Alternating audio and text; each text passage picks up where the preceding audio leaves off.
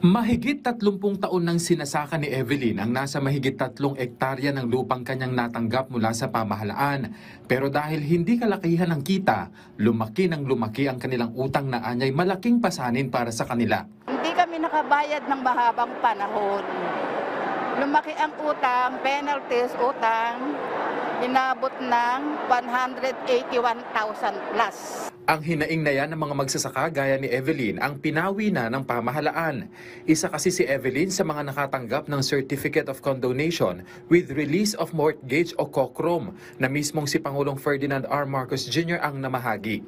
Nasa 1,119 na condonation certificates ang ipinamahagi ng Pangulo at DAR sa nasa 1,000 agrarian reform beneficiaries mula sa iba't ibang lugar sa Bulacan. Aabot sa 274,970,474 ang nakondon o naburang utang ng mga magsasaka. Giit ng